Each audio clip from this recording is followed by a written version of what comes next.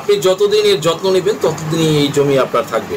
যখন আপনি এই জমি জমার যত্ন নেওয়া বন্ধ করে দেবেন তখন কিন্তু জমি আপনার হাতছাড়া হয়ে যাবে। সেফর লাইক ধরুন যে জমি রেখে আপনি 12 বছর দেশের বাইরে থাকলেন, খোঁজখবর নিলেন না, তাহলে জমি যাকে কেয়ারটেকার হিসেবে দেখতে দিয়ে যাবেন তিনিই কিন্তু একসময় দেখবেন যে ভোগ দখল করে নেবেন, আপনি জমির ধারে কাছেও ঘেঁষতে পারবেন না। সুপ্রিয় দর্শক মণ্ডলী, জমির যদি যথাযথ ব্যবহার না করে, তার যদি পরিচর্যা না করে থাকেন, তাহলে কিন্তু যত্ন না নেন, তাহলে কিন্তু সেই সম্পদ বেহাত হওয়ার সম্ভাবনা থেকে যায়। বন্ধুরা, বর্তমান অন্তর্বর্তী সরকার ভূমি সেবা মানুষের নাগালের মধ্যে পৌঁছে দেওয়ার জন্য অনেকগুলো পদক্ষেপ গ্রহণ করেছেন, যার মধ্যে বিগত সরকারের পদক্ষেপের ধারাবাহিকতায়, তাদের চ্যালেঞ্জের ধারাবাহিকতায় গ্রাজুয়ালি বিগত সরকারের যে ভালো কাজগুলো ছিল সেই কাজগুলো এক প্রকার থেমে গিয়েছিল। এখন সেই কাজগুলো আরও পুঙ্খানুপুঙ্খ ও সুন্দরভাবে বাস্তবায়ন করার জন্য তারা অনেকগুলো পদক্ষেপ অলরেডি গ্রহণ করেছে এই অন্তর্বর্তী সরকার, যার মধ্যে একটি অন্যতম ও গুরুত্বপূর্ণ পদক্ষেপ হলো আপনারা যদি আপনাদের সম্পত্তির যে ভূমি উন্নয়ন কর বা খাজনা বলা হয় যাকে, সেটা যদি প্রদান না করে থাকেন তাহলে সম্পত্তি কিন্তু খাস হয়ে যাবে, সরকার কিন্তু এই সম্পত্তি নিয়ে নেবে। আমি জানি যে এই সংবাদটি পাওয়ার পর অনেকে ফ্লাস্ট্রেট হয়ে পড়বেন, কিন্তু এই পদক্ষেপটা আপনাদের মঙ্গলের জন্যই আলটিমেটলি করা হয়েছে এবং কেন, কী জন্য এবং আরও কিছু গুরুত্বপূর্ণ তথ্য উপাত্ত থাকছে ভিডিওর শেষের দিকে। দ্যাট মিনস ভূমি ডিজিটালাইজেশন করার লক্ষ্যে নতুন একটি আইন প্রণয়ন হতে যাচ্ছে। এই আইন সম্পর্কে এবং ভূমি উন্নয়ন কর না দিলে আপনাদের জমি যে খাস হয়ে যাচ্ছে, এর সকল কিছু নিয়ে গ্র্যাজুয়ালি ডিসকাস করব। তাই সবাই মনোযোগ সহকারে ভিডিওটি দেখতে থাকুন। বন্ধুরা, আপনাদের সম্পত্তিকে সুরক্ষা করার জন্য, সুরক্ষিত রাখার জন্য এবং যাতে আপনাদের ভূমি অফিসে গিয়ে দীর্ঘ লাইন ধরে থাকতে না হয়, হয়রানির শিকার হতে না হয়, ঘুরতে ঘুরতে জুতোর তলি ক্ষয় করতে না হয় এবং যাতে আপনারা ঘরে বসেই রিল্যাক্সে আপনারা যাতে আপনাদের সকল ভূমির কার্যক্রম পরিচালনা করতে পারেন, সেই লক্ষ্যেই বর্তমান সরকার একটি যুগান্তকারী পদক্ষেপ গ্রহণ করেছেন। তার মধ্যে অন্যতম হলো যে ভূমি মালিকানা ও ব্যবহার আইন 2023। এই আইনটি 2023 সালে খসড়া প্রস্তুত করা হয়েছিল এবং খসড়া আকারেই করেছিল। বর্তমান সরকার ক্ষমতা গ্রহণের পরপরই কিন্তু ভূমিকে আপনার ব্যবহার উপযোগী করার জন্য বিভিন্ন পদক্ষেপ গ্রহণ করেছে। তার মধ্যে অন্যতম হলো যে এই যে ফেলে রাখা ফাইলটা আবার নতুন করে পুনরায় পুনর্জীবিত বা সচল করা, এটাকে একটি প্রাতিষ্ঠানিক রূপ দেওয়ার লক্ষ্যে তারা কাজ শুরু করে দিয়েছে। দ্যাট মিনস এই যে খসড়া আইন ভূমি মালিকানা ও ব্যবহার আইন 2024, এটাকে নতুন করে ঢেলে সাজিয়ে এটাকে পূর্ণাঙ্গ আইন প্রণয়নের লক্ষ্যে কাজ শুরু হয়ে গেছে অলরেডি। হয়তো এই বছরের আর অল্প কিছুদিনের মধ্যেই মোস্ট প্রবাবলি পূর্ণাঙ্গ গেজেট পেয়ে যাবেন আপনারা। সুপ্রিয় দর্শক মণ্ডলী, এই আইনে কি থাকছে, আপনারা ভূমি উন্নয়ন কর না দিলে জমি হারাবেন, এই সম্পর্কে আলোচনার পূর্বে আমি বর্তমানে যে ভূমি মালিকানা ও ব্যবহার সত্ত্ব আইন 2023, এটা সম্পর্কে একটু বিস্তারিত ব্রিফিং করতে চাই, কারণ এটা খুবই গুরুত্বপূর্ণ। দ্যাটস হোয়াই এই ভিডিওটি সম্পূর্ণ দেখলে আপনারা অনেক লাভবান হবেন। এই আইনের মাধ্যমে প্রত্যেক ভূমি মালিককে সরকার একটা সনদ প্রদান করবে। দ্যাট মিনস আপনাদেরকে একটি ভূমি স্মার্ট কার্ড দেওয়া হবে। এই স্মার্ট কার্ডে আপনার সমস্ত ভূমির ডেটা অন্তর্ভুক্ত থাকবে। দ্যাট মিনস আপনার কতটা ভূমি আছে, কতটা দাগ আছে, কতটা দাগে কতটুকু ভূমি আছে এবং ভূমি উন্নয়ন কর কত, এবং প্রত্যেক বছরেই এটা হালনাগাদ হবে একটা সিস্টেমের মাধ্যমে। বন্ধুরা, জমির মালিকানা সনদ মানে আপনার কতটুকু সম্পত্তি আছে সেই সম্পর্কে বিস্তারিত একটি তথ্য ভাণ্ডারে উপর ভিত্তি করে একটি স্মার্ট কার্ড আপনাদেরকে প্রদান করা হবে। একটি স্মার্ট কার্ড সেখানে থাকবে।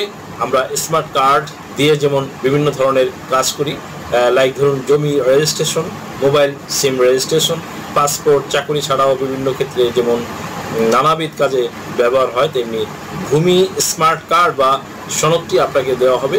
এটার মাধ্যমে আপনি আপনার ভূমি উন্নয়ন কর বা খাজনা দিতে পারবেন, জমি ক্রয় বিক্রয় করতে পারবেন। সেক্ষেত্রে কিন্তু আপনাকে দলিলপত্রের বা নথির সব কিছু নিয়ে ঘুরতে হবে না, সাথে সাথে আপনার এই সনদ নিয়ে আপনি বিভিন্ন অফিসে কাজ আপনি সম্পন্ন করতে পারবেন। যেমন লাইক ধরুন যে সেফর আপনার 10% জমি আছে সেখান থেকে আপনি 6% বিক্রয় করছেন, তখন দেখবেন যে আপনার স্মার্ট কার্ড থেকে আলটিমেটলি সেই জমির পরিমাণ ডিডাক্ট হয়ে গেছে এবং কিছু ফি দিয়ে আপনাকে হালনাগাদ করতে হবে, এবং যে ক্রয় করলো তার স্মার্ট কার্ডে কিন্তু আবার দেখা গেল যে জমির সেই জমি ক্রয়কৃত জমি যুক্ত হয়ে গেল আলটিমেটলি। এভাবে যতবার বেচা বিক্রয় করবেন আপনারা ততবার পরিবর্তন হবে, এবং আপনারা বিগত দিনের যে ভূমি উন্নয়ন কর দিয়েছেন সেই রসিদটি মূল দলিল হিসেবে নিয়ে আপনাদের এই smart card up to date করা হবে। দ্যাট মিনস এই কার্ডটিকে সংস্কার করা হবে। সুপ্রিয় দর্শক মণ্ডলী, তাহলে আমরা কি পেলাম? ভূমি মালিকানা ও ব্যবহার আইন 2023-এর যে খসড়া নীতি এবং সেই নীতিটাকে আরও বাস্তবায়ন করার জন্য যে যে পদক্ষেপ নেওয়া হয়েছে সেগুলো সম্পর্কে জানলাম। দ্যাট মিনস এই স্মার্ট কার্ড যদি আপনাদের যদি দেওয়া হয় তাহলে এটা দিয়ে আপনারা কি কি করতে পারবেন আসুন জেনে নেবেন। যেমন 1 নম্বরে জমি ক্রয় বিক্রয় করতে পারবেন, 2 নম্বরে ব্যাংক থেকে লোন নিতে পারবেন, 3 নম্বরে ভূমি উন্নয়ন কর দিতে পারবেন, 4 নম্বরে ভূমি দান হেবা বা কিছুই আপনারা করেন না কেন, দ্যাট মিনস ভূমি রিলেটেড যত কাজকর্ম আছে আপনারা সকল কিছুই এই কার্ড দিয়ে করতে পারবেন। এখন আসি মূল আলোচনায়। আপনারা যদি আপনাদের ভূমি উন্নয়ন কর যদি না দেন তাহলে আপনাদের জমি আর থাকবে না, অর্থাৎ সরকার এই জমি অধিগ্রহণ বা খাস করে নিয়ে যাবে। অধিগ্রহণ বা খাস কি তা তো বন্ধুরা জানেনি। এখন কথা হলো কতদিন এরকম হলে আপনাদের ভূমি আর আপনাদের কাছে থাকবে না। এক্ষেত্রে কোনো সঙ্গত কারণে যদি আপনারা পরপর 3 বছর খাজনা না দেন তাহলে কিন্তু আপনাদের সম্পত্তি আর আপনাদের থাকবে না, জমি হয়ে যাবে খাস। এই নতুন আইনে কিন্তু এটার মূল এবং গুরুত্বপূর্ণ একটা পদক্ষেপ। এটা করার কারণ হলো আমাদের দেশে আমরা জানি কর ফাঁকি দেওয়া এবং দীর্ঘদিন ধরে তারা কর দেয় না, এটার একটা প্রবণতা রয়েছে। এই জন্য অনেক সময় মামলা মোকদ্দমা সৃষ্টি হয়, অর্থাৎ এটা আপনাদের কাছে কষ্টকর মনে হতে পারে। 3 বছর কর দেব না, আমাদের জমি খাস হয়ে যাবে। আসলে এটা কিন্তু আলটিমেটলি আপনাদেরই উপকার হচ্ছে বা আপনাদের এই কাজটি করলে উপকার হবে। আপনারা জমি আপনার সমস্ত ভূমির ডেটা অন্তর্ভুক্ত এখানে থাকবে, অর্থাৎ আপনার কতটুকু জমি আছে আপনার সমস্ত ভূমির ডেটা অন্তর্ভুক্ত থাকবে। আপনার জমি সুরক্ষিত থাকবে। দেখুন, আপনি যখন আপনার জমির খাজনা দেবেন তখন কিন্তু আপনার জমির প্রতি একটা আকর্ষণ বা টান তৈরি হবে। এর ফলে কি হবে? আপনার সম্পদটা কিন্তু বেহাত হওয়ার সম্ভাবনা কমে আসবে।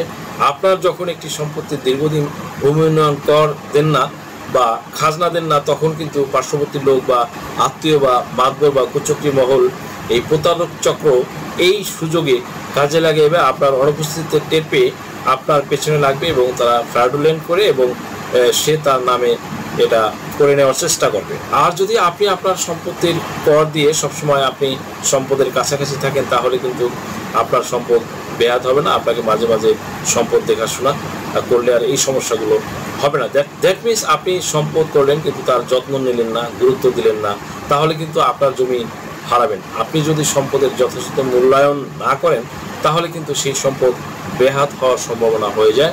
কাজেই সম্পদের যত্ন নিন, সম্পদের কাছাকাছি থাকুন, দূরে থাকলেও বিশ্বস্ত জন দিয়ে খোঁজ খবর নিন, তাহলেই আপনার সম্পদ আপনার থাকবে, নয়তো পোষা পায়রার মতো একদিন সম্পদও উড়ে যাবে। দেশ ও বিদেশ থেকে যে কোনো ধরনের হলফনামা, এফিডেভিট নিতে চান, কাবিননামা, নিকানামা যে কোনো ভাষায় অনুবাদ করে বিভিন্ন মন্ত্রণালয়, ইসলামিক ফাউন্ডেশন থেকে সত্যায়িত করে নিতে চান, শিক্ষা সনদ বা অন্য যে কোনো ধরনের ডকুমেন্ট শিক্ষা বোর্ড, শিক্ষা মন্ত্রণালয় থেকে সত্যায়িত করে নিতে চান, ধর্ম পরিবর্তন করে কোর্ট ম্যারেজ করতে চান, কুরিয়ার, ইমেইল, হোয়াটসঅ্যাপ, ইমো, মেসেঞ্জারিতে ডেলিভারি নিতে পারবেন। তাছাড়া সরাসরি এসেও নিতে পারবেন। Mobile number 01724583880।